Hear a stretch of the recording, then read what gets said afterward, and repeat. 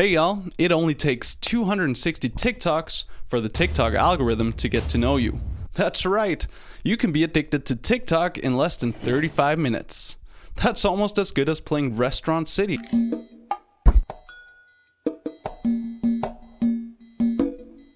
People used to play that game, right? This claim actually comes from TikTok themselves after an internal investigation, which maybe they felt like they had to do after Forbes, that newspaper, reviewed hundreds of TikTok live streams where they looked specifically at how old men interact with young women. So, if you want something to chew on, it's all very uplifting. I'd recommend going ahead and checking out the article yourself. Oh, right, Forbes has a paywall to fund their news stuff. Unless you're subscribed to Forbes. Well, if you are, congratulations, you're probably pretty wealthy. Personally, I only subscribe to lingscars.com, the UK's craziest car leasing website. No, unfortunately, you can't subscribe to Lings Cars, but if you could, I would. Back to content. I have stuff to say in this video, I promise. So the gist of the TikTok report is that teenage girls on TikTok do stuff that you don't want to see, hopefully, in front of old men because, you guessed it, they pay them a lot of money on Venmo to do so. That's entrepreneurship if I know anything, and I don't. Now, everyone likes statistics, right? So I found a bunch of good ones here to share. So my friend's cousin says that most of her friends uses TikTok. No, wait, those are not the right statistics. Here we go. Right now, there are over 120 million people using TikTok in the US alone and 150 million in Indonesia, just to name a few. And there's over 1 billion monthly active users, Mr. Worldwide. And then on the other side of the fence, there are over 1 million poor souls making content on TikTok, just like these guys. I guess we'll never know. That's great content, but I mean, kind of shady that she didn't tell her husband that she had another one, or is that just me? I'm pretty sure you're supposed to say that. We can sit and speculate over why people make this sort of content on TikTok, Maybe it's to explore their comedic talents, or maybe it's because they want to earn a living filming themselves. Either way, that all seems very strange and pathetic to me. But there is one thing all creators have in common on social media.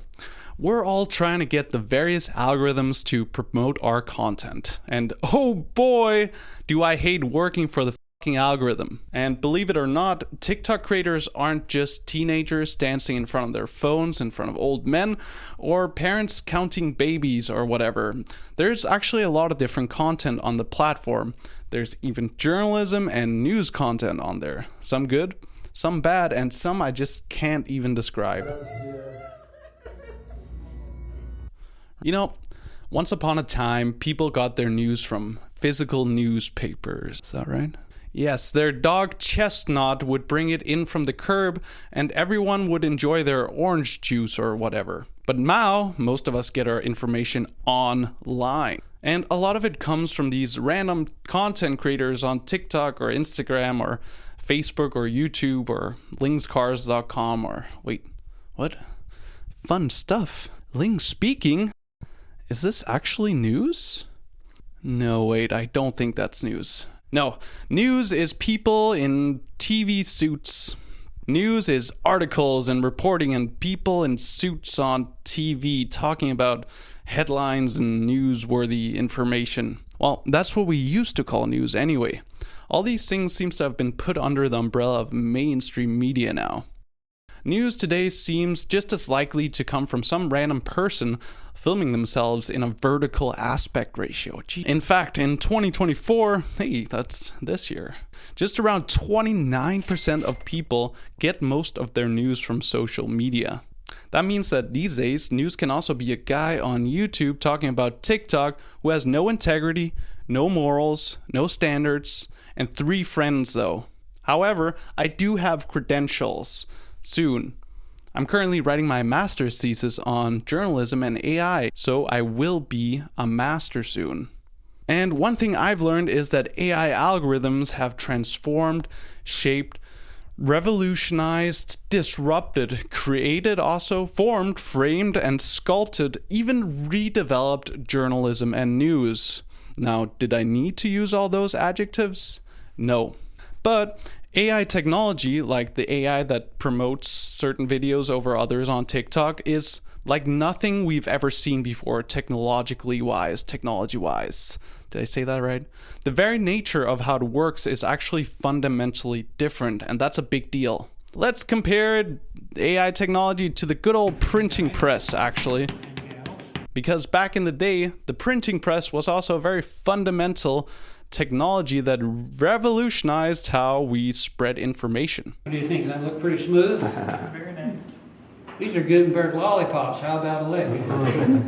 When the printing press came, suddenly, well, we could mass produce written texts, and it made it possible to create lots and lots of identical copies of a book, usually the Bible. And because of that, everyone could, well, they could kind of be on the same page about the stories we tell each other, and because of that, it was possible to set up bigger scale societies.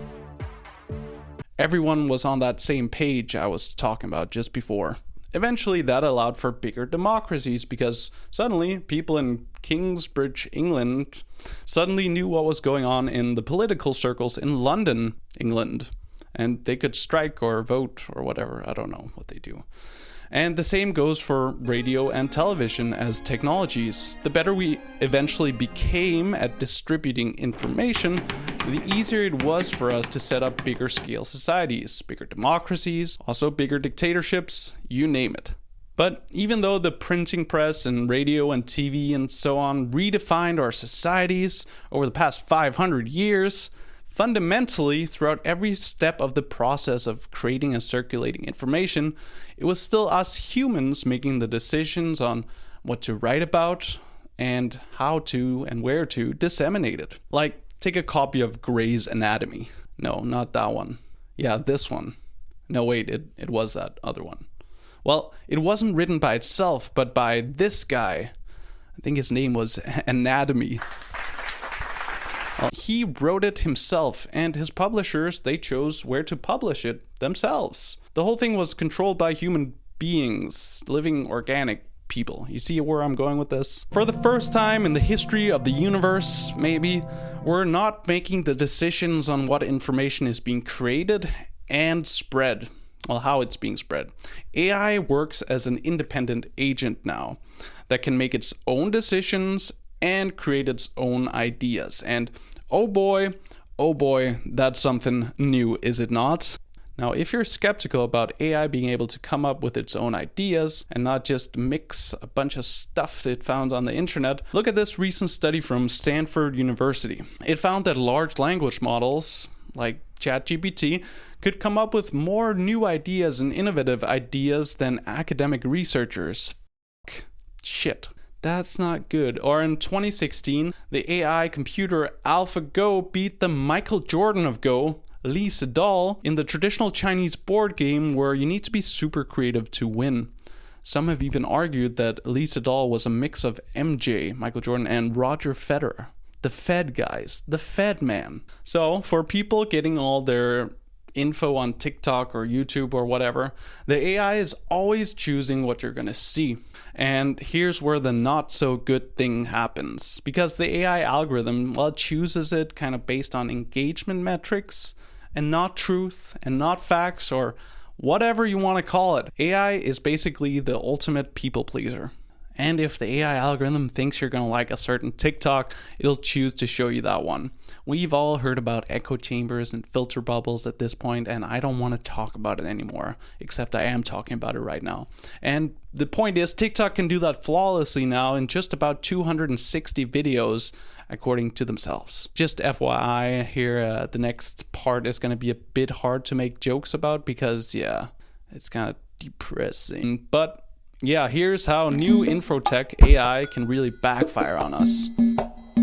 So in 2016, the population of Myanmar, this country, were very into Facebook. I know it seems crazy, but Facebook had Restaurant City back then. But anyway, very unfortunately, the Facebook algorithms, they decided to start showing people in Myanmar misinformation about the minority Muslim population in the country. Basically, content that was framing Muslims as criminals and, all the usual stuff we've gotten used to since 9/11. Boom, comment on society. You see, the Facebook algorithms figured out that if it showed people outrageous and sensationalist stuff that a few crazies had posted and didn't even bother about it being propaganda and whatnot, it generated way more activity than promoting peaceful, or even moderate content or factual content. But eventually this led to a brutal ethnic cleansing campaign against the Rohingya Muslim population. And we know this because it's been specifically confirmed by Facebook insiders. In an internal report from 2016, an insider from Facebook, said that 64% of all extremist group joins are due to our recommendation tools. Our recommendation systems grow the problem. In the end, what this means is that a lot of people died because AI algorithms chose to spread some content over other content. And because some regular old people decided to share something that they aligned with and that was picked up by this algorithm. And this was in 2016 too, like way before the advent of generative AI. Generative AI that's now being called the ultimate disinformation amplifier. Folks, we have to be very careful these days. I think the best thing to do now, honestly, is just to head over to linkscars.com and have a nice time. Try to forget about the algorithms, fake news, and just enjoy some pure old Ling speaking. No, but for real, we need to start regulating AI technology and vote for politicians who want to do the same. We've regulated pretty much every other info technology, I think, so why aren't we regulating AI? And click that subscribe button if you like the video. It helps the YouTube algorithm promote my content. God f***ing damn it.